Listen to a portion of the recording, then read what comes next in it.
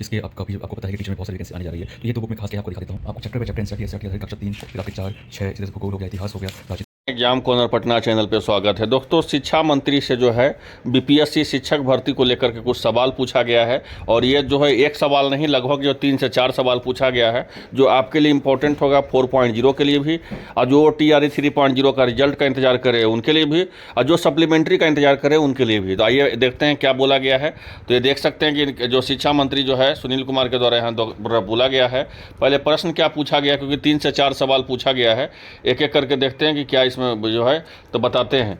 तो पहला जो है पूछा गया है कि यह सही है कि राज्य के उच्च माध्यमिक +2 विद्यालयों में निर्धारित पारिश्रमिक पर विभागीय संकल्प संख्या 51 दिनांक 25/1/2018 द्वारा प्रावधान के तहत अर्हता के आधार पर भौतिकी, रसायन शास्त्र, जंतु विज्ञान, वनस्पति विज्ञान, गणित, अंग्रेजी विज्ञान के वर्ष 2008-18 से विभाग द्वारा अतिथि शिक्षक की बहाली की गई थी।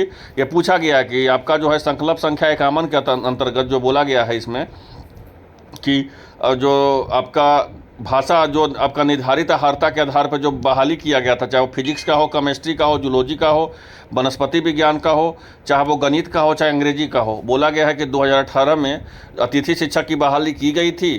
तो इसमें बोला गया है शिक्षा मंत्री के द्वारा कि आंशिक रूप से स्वीकारात्मक है। ठीक है, वस्तुतः यह है कि विभागीय संकल्प संख्या 51 दिनांक 25/1/2018 में राज्य के उच्च माध्यमिक विद्यालयों में अंग्रेजी, गणित, भौतिकी, रसायन शास्त्र, वनस्पति शास्त्र, प्राणी शास्त्र विभागों के स्वीकृत रिक्त पद 4257 पदों के विरुद्ध अतिथि शिक्षक की सेवा निर्धारित पारिश्रमिक संख्या लेने का प्रावधान किया गया था। तो बोला गया है कि जो बोला गया है, जो पूछा गया है सवाल, वो 100% सही है। ये जो है वैकेंसी जो है लिया गया है, ये बोला गया है शिक्षा मंत्री के द्वारा। और जो है क्या बोला गया है वो देख लीजिए। इसमें यही बोला गया है कि यह सही है कि लगभग 6 वर्ष तक उपरांत जो है निदेशक, माध्यमिक निदेशक पत्रांक संख्या 325 30/3/2024 द्वारा अतिथि शिक्षकों को 31/3/2024 के पश्चात मुक्त किया गया था। तो ये भी बोला गया कि स्वीकार है। ठीक है, अब जो है नेक्स्ट देख लीजिए, TRE के बारे में क्या पूछा गया है वो देख लीजिए, फिर हम इंपॉर्टेंट अपडेट बताते हैं। इसमें जो है पूछा गया है सवाल एक कि क्या यह सही है कि बीपीएससी के द्वारा आयोजित चाहे TRE 1 हो चाहे TRE 2 हो, उच्चतर माध्यमिक विद्यालयों में शिक्षकों की बहाली हुई है, परंतु जिन विषयों में अतिथि शिक्षक की सेवा ली जा रही थी उन विषयों में अब कोई भी पद रिक्त है। अब देखिए पूछा क्या गया वो समझिएगा। क्वेश्चन पूछा गया है कि बीपीएससी का बहाली 1 हो, TRE 1 हो चाहे TRE 2 हो, उसमें जो है आपका उच्चतर माध्यमिक विद्यालयों में जो शिक्षक की बहाली हुई है, +2 में जो शिक्षक का बहाली हुई है, जिस विषय में अतिथि शिक्षक मन ने पहले से योगदान दे रहे थे, ठीक है, उस विषय में कोई पद खाली है या नहीं है। तो ये बोला गया है अस्वीकारात्मक है, मतलब जो है अस्वीकारात्मक है बोला गया। बोला गया है क्या शिक्षा मंत्री के द्वारा, वो समझते हैं कि वस्तुतः यह स्थिति है कि प्रश्नाधीन संकल्प के प्रावधानों के तहत अंग्रेजी, गणित, भौतिकी, रसायन शास्त्र, वनस्पति शास्त्र, प्राणी शास्त्र विषयों में 4257 स्वीकृत पदों एवं रिक्त पदों के विरुद्ध अतिथि शिक्षकों की सेवा ली गई थी और इन विषयों में बिहार लोक सेवा आयोग के माध्यम के आयोजित प्रथम और द्वितीय चरण के अध्यापक नियुक्ति परीक्षा में सफल 18,490 शिक्षकों को पदस्थापन उच्च माध्यमिक विद्यालय में कर दिया गया। ठीक है, तो कहने का मतलब हुआ कि ठीक है, जो ये जो है आपका TRE 1 और TRE 2 में जो पद खाली था वो जो है भरा चुका है। ये बोला गया है कि क्या वो पद खाली है, तो नहीं, वो पद खाली नहीं है, क्योंकि यहाँ पे बोला गया है कि जो 4257 स्वीकृत पद है, रिक्त पद है, उसके विरुद्ध जो है अतिथि शिक्षकों की सेवा ली गई थी। लेकिन विषयों में बिहार लोक सेवा आयोग के माध्यम में आयोजित प्रथम द्वितीय चरण के अध्यापक नियुक्ति परीक्षा में सफल 18,490 शिक्षकों को पदस्थापन कर उच्च माध्यमिक विद्यालय में कर दिया गया। बोला गया है कि जो बीपीएससी का TRE 1 से लिए हैं या TRE 2 से लिए हैं, जितना भी +2 में आया है सबको पदस्थापन कर दिए हैं। अब कोई भी जो है रिक्त पद खाली नहीं है, ये बोला गया है शिक्षा मंत्री के द्वारा। और बोला गया है, देख लीजिए क्या, नेक्स्ट क्वेश्चन देखते हैं। और यहाँ पे देख सकते हैं कि अपर सचिव का यहाँ पर सिग्नेचर भी है, इस बात को भी ध्यान रखिए। इसमें बोला गया है कि यदि उपयुक्त खंडों में से उत्तर स्वीकारात्मक है तो क्या सरकार उन संबंधित विषयों को रिक्त पदों पर अतिथि शिक्षकों को समायोजित करने की चाहती है तथा इसकी सेवा के लिए सहानुभूति पूर्वक विचार कर उम्र सीमा की शिथिल कर सेवा अनुभव का लाभ प्रदान करने के लिए सक्षमता परीक्षा में समर्पित होने के लिए सम्मिलित होने के लिए अवसर प्रदान करना चाहती है। यदि हाँ तो कब और क्यों नहीं तो क्यों।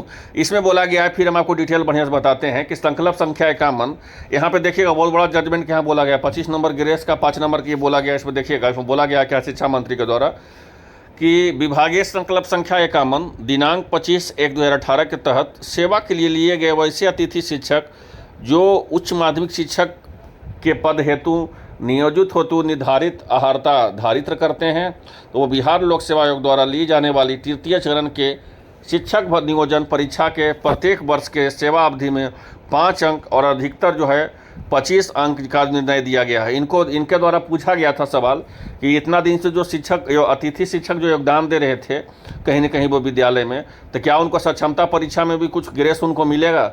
लेकिन यहाँ पे जो है बोला गया है आपका शिक्षा मंत्री के द्वारा कि संकल्प संख्या 51 में 25/1/2018 के तहत जो भी अतिथि शिक्षक बहाल हुए हैं उनको माननीय उच्च न्यायालय के द्वारा डिसीजन दिया गया है कि कम से कम एक विषय में एक वर्ष में 5 अंक मिलेंगे और मैक्सिमम जो है आपको 25 अंक मिलेंगे। अगर कोई अगर अतिथि शिक्षक होगा जिसको 4 साल का एक्सपीरियंस होगा तो 5 और 20 नंबर मिलेगा। किसी अतिथि शिक्षक का क्योंकि 5 से उसे गुना कर दीजिए, 3 साल का एक्सपीरियंस होगा तो 5 या 15 नंबर मिलेगा। अब देखिए 15 नंबर ग्रेस में क्या फ़ायदा होगा कि जहां आपको मेरिट जो है +2 में तो जानते हैं कि 2 नंबर 4 नंबर बहुत इंपॉर्टेंट होता है +2 में, चाहे 9 10 कोई भी एग्जाम के लिए पढ़ा तो 1 to 5 हो, चाहे 6 to 8 हो, 9 10 हो, 11 12 हो, सारा के लिए इंपॉर्टेंट होता है क्योंकि कंपटीशन लेवल बहुत ज़्यादा हो गया है।